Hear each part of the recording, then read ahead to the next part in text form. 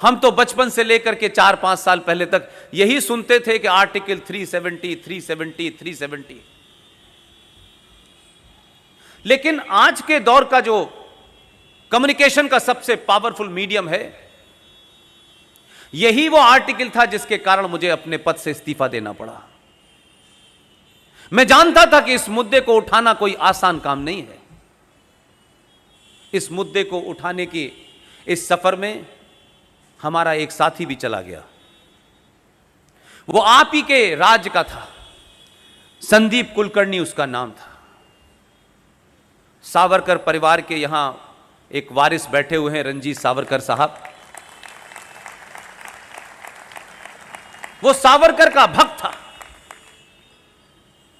इतना मैंने भक्त किसी को नहीं देखा।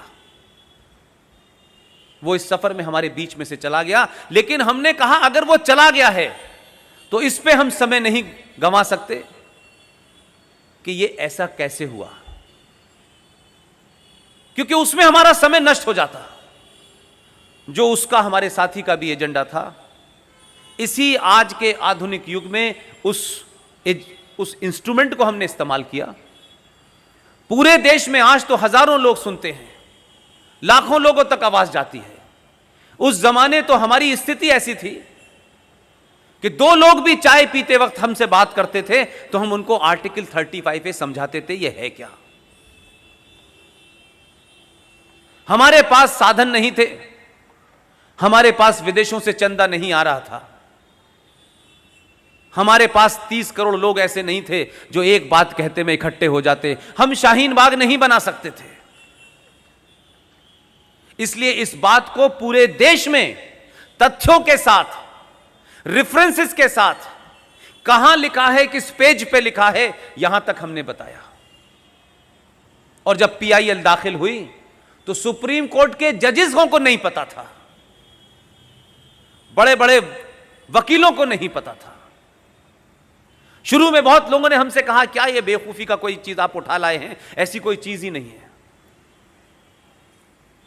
हमेशा जब बदलाव आता है तो लोग पागल ही समझते हैं, लेकिन वही क्रिटिकल टाइम होता है कि जब आपको ज्यादा लोग पागल समझने लगे तब समझ लीजिए कि आपकी बात लोगों तक पहुंच रही है।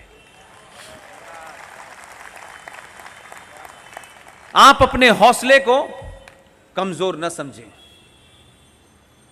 और पूरे देश में आर्टिकल 35 पे क्या था, कैसे बना, क्यों आया, क्या प्रोविजन थे, इतना बोला कि आप इस बात को मजाक समझ सकते हैं।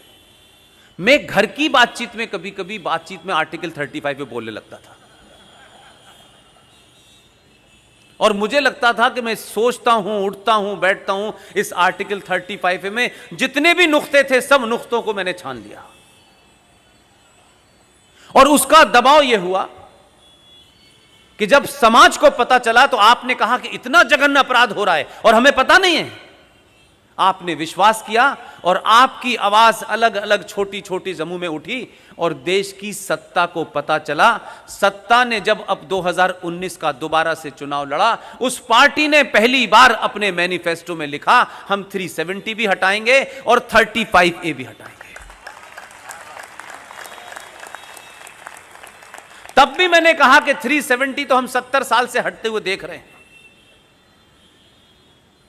मैंने उसके बाद सिर्फ इतनी बात की खुशी मनाई, इसी बात का संतोष मनाया कि हम भले ही उसको दुनिया भर में फैलाने में कामयाब रहे हों, लेकिन हटाएगी तो सरकार ही। उसे हटाने की शक्ति तो मेरे पास और आपके पास नहीं थी। लेकिन लगातार उसके बावजूद भी यह सिलसिला 4 साल तक चलाया, जगह जगह चलाया, कश्मीर में जाके चलाया। कश्मीर के मरहूम वजीर आला चीफ मिनिस्टर साहब ने 15 अगस्त के भाषण में हमारा नाम लेकर के हमारे बड़ा सम्मानित किया। उन्होंने हमने जहां जहां जा सकते थे, इसमें जितनी भी हमारे पास पत्रकारिता की टेक्निक थी सब इस्तेमाल की। और 2019 में चुनाव जीतने के बाद, यह बात मैं बार बार एक कारण से कहता हूं, यह बहुत पुरानी बात हो चुकी है, उसका कोई अर्थ नहीं है। अगर आप अपने लक्ष्य के प्रति, अपने उस टारगेट के प्रति जो आपको बड़ा प्यारा है, जिसको आप मानते हैं ऐसा होना चाहिए, ईमानदार होंगे तो दुनिया आपके साथ खड़ी हो जाएगी। और जब खड़े होते हैं आप, तो पहली सरकार है भारत के इतिहास में।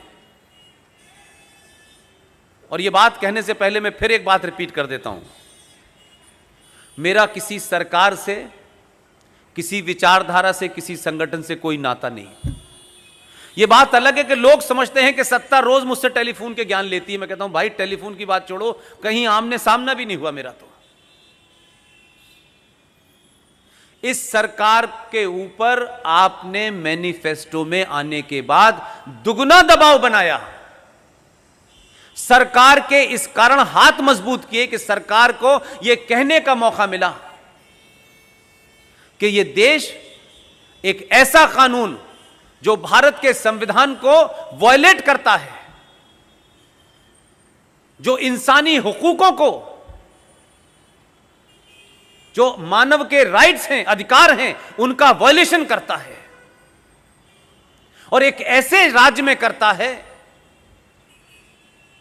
जहां निजाम मुस्तफा के तहत यह कहा जाता है अल्लाह की राह में सबके राइट बराबर हैं।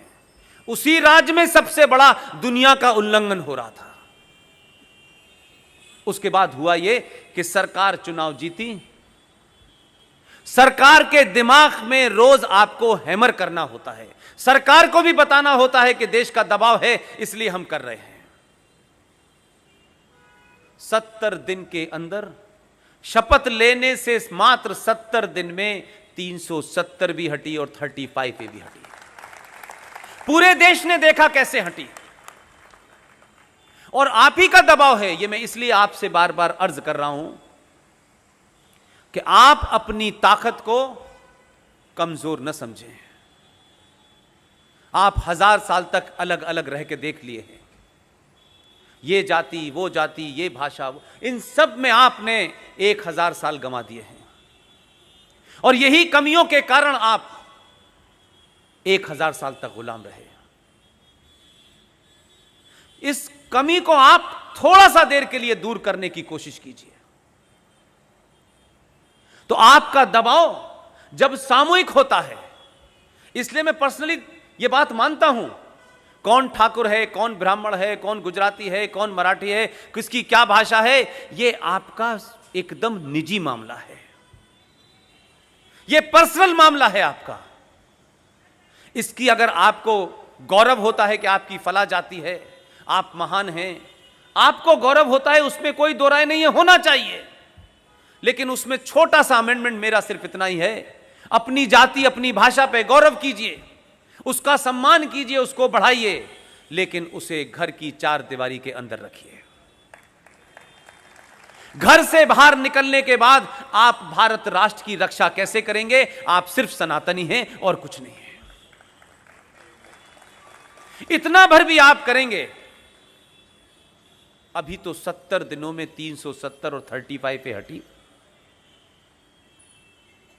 और उसका कमाल देखिए, यह बात सार्वजनिक मंचों से नहीं कही जा सकती, लेकिन मैं सरकार में नहीं हूं, इसलिए कहने का पूरा अधिकार है मुझे।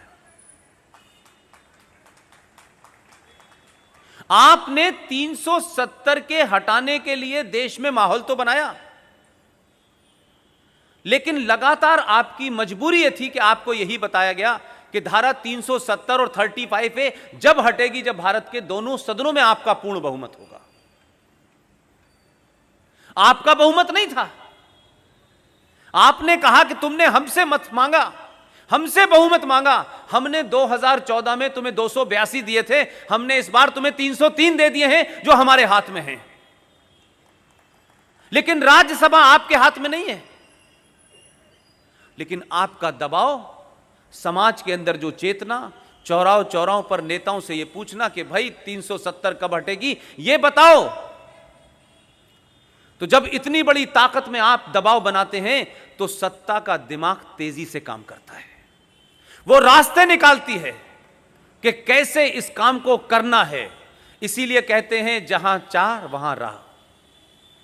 अगर आप चाहते थे तो 70 सालों तक टला 370, लेकिन आप चाहते थे कि इसको हटाना है, तो भारत के संसदीय इतिहास में यह लिखा जाएगा मेरे जाने के बाद, जब भी उसका इतिहास लिखा जाएगा, कि एक ऐसी सरकार जिसके पास एक सदन में बहुमति नहीं था, सबसे ज्यादा कंट्रोवर्शियल, सबसे ज्यादा विवादास्पद, आपके दबाव ने सरकार के दिमाग को कहा थोड़ा तेजी से भी काम करो, तुम्हें भजन कीर्तन करने के लिए नहीं संसद में भेजा है,